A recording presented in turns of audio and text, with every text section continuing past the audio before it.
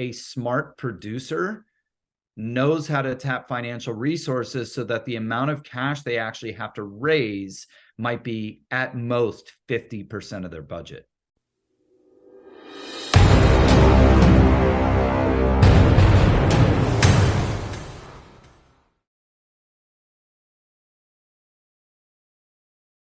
Is there something that people need to recognize about going out and getting financing for their film that and the thing I cued into is that a lot of creatives will focus on the art, the poster, but they haven't got the plan. So in terms of getting money on a project that you want to move forward, what's that all about, and how do you work to help back us through your program? So I started this program, Indie Film Ins and Outs. The website's indiefilminsandouts.com. The reason I started it was I was getting approached a lot by independent filmmakers who, most of which had made a film, didn't find the success they were hoping with it, and on their second or third effort wanted somebody like myself to come on as a producer to help kind of guide them. The problem with lower budget independent films is that more often than not, they don't have a budget to, appropriately compensate a producer or a consulting producer. So I got approached by a friend of mine who I knew from college, who's a digital marketing expert. And she said, why don't we do an online course so that we can basically offer that intel and insight to people very economically. So anyway, that's what the program was. We do a course on finance and development, a course on production, and a course on distribution, everything through the lens of global distribution. So everything is about bridging the gap between the creative and the business. Excuse me. And then we started this workshop specifically focusing on financing. But again, I think a lot of people get the idea. It's like, oh, I'm going to tell you where the money is. But the fact of the matter is, even if you knew where the money was, even if you had this very robust network of prospective and capable investors, most independent filmmakers wouldn't be able to close them because they're not putting projects together that are viable and investable. So the workshop kind of goes twofold. It really breaks down how to create something that's viable and investable. But also it focuses on all the financial resources available outside of just finding some high net worth individual willing to write a check. Right. And I think that's another misconception, is that you just have to go out and find that whale or that angel investor or rich uncle who's willing to write a check. But what I've learned through doing distribution is, like, if you really understand how the business functions, the amount of money you have to raise with actual cash or equity is pretty minimal. And again, I already said, I don't chase money, I chase distribution. And if I can put the distribution into place, the money's not a problem.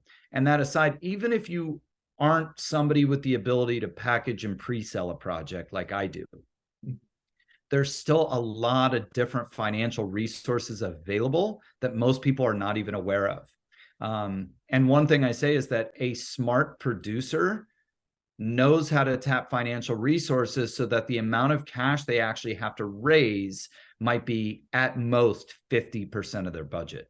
Right. So that's what the workshop focuses on. And then, like I said, the bigger, more robust program that we do, it's a deep dive on basically everything I've learned through trial and error over the course of my career.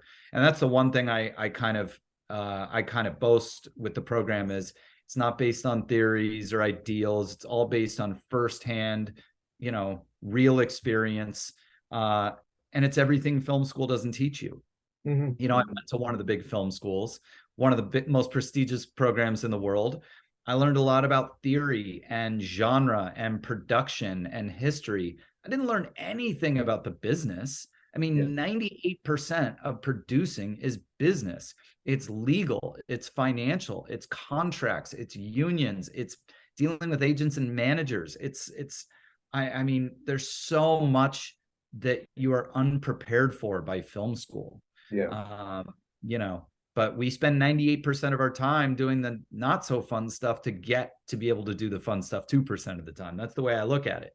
Yeah, well, that's Percent kind of makes it worthwhile, but like we have to know how to navigate the other 98%. And they don't teach you that stuff in film school. yeah, So that's what my program is. That's what Indie Film Ins and Outs is about. It's about helping educate people about how to make smarter films. And you know, we get a lot of people online and whatever who see the ads and they're like, well, if you know how to do it, like, why do you need to teach a course? It's like, look, as a sales agent, I want people to make smarter, better films so that, you know, I would love nothing more than to start seeing better, more elevated films come across my desk that I would have the opportunity to sell. Unfortunately, the lion's share of it is just not very well produced. yeah, yeah. Well, and there's this bridge that I saw, and that was one of the things that got me so excited about getting on the show today, was that you've got people who feel they're just going to leverage whatever contacts they have, and whoever that person is it's going to vary. I guess if you just have people in your local town, you make a short film for 6-7 grand. Maybe if you've been around the block a little bit, but you don't know how the business works, like you're saying, in terms of the setup and the marketing, you can pull off something a bit more intensive, but ultimately you're limited by not having the marketing and the groundwork laid in terms of distribution first. Yeah. Yeah. Again, like I say, 50% of producing is making good content. The other 50% is knowing what to do with it. And if anybody's interested in my work, my company is Odyssey Motion Pictures. It's odysseymotionpictures.com. You can see all the films that we produce and sell and represent as a sales agent. Or if anybody's interested in seeing my newest one, we financed, produced, and sold an action movie called As Good as Dead, which came out in December. It stars Michael Jai White and Tom Berenger, released by Samuel Goldwyn Films, and it's available everywhere on TVOD. It's in Redbox, and it'll be on Stars starting in September or August. So if anybody wants to see one of my newest, that would be a good one. That's awesome. Can we get maybe some posters of those projects as well with some of that material? Sure. I don't have any printed, but I could probably wrangle them if you want to do some kind of promotion or something. Yeah, that'd be great. That'd be fantastic. Just and so people are finding you via the course. They're finding you through the production site. And is there anywhere else those are the two main portals for you, or is there? Yeah, you can find me on social media, Marc, M-A-R-C, Clebanoff, C-L-E-B-A-N-O-F-F, or our Instagram for Indie Film Ins and Outs is at Indie Film. Is that right? I don't know my own one. Right, We have make sure we get that. Yeah, let me make sure. Because I think that's where I came across it. It's at Indie Film Life is our Instagram for Indie Film Ins and Outs, at Indie Film Life. Or you can find me at M Clebanoff, M-C-L-E-B-A-N-O-F-F. Awesome. Either way, punch my name in or my company, Odyssey Motion Pictures. You'll find me. Okay, and look, I jumped the gun there just a little bit for the close-up, but I want to ask if there's one piece of advice you'd like to leave everybody with in terms of, all these aspiring writers, actors who become writers. Is there a single piece of advice you can throw out there to them as a closer here? Yeah, I mean, this may sound a little bit redundant, but create your own content and learn the business side of show business. Mm-hmm. Those are the two best things you can do for yourself. Awesome. Well, there you have it, everyone. Please check out Marc's stuff online. It's been fantastic talking to you. Thank you so much for taking the time, Marc. Yeah, my pleasure. Thank you. Fantastic. Well, everyone out there, as we say, fight the darkness, put truth in story, and we will see you next time.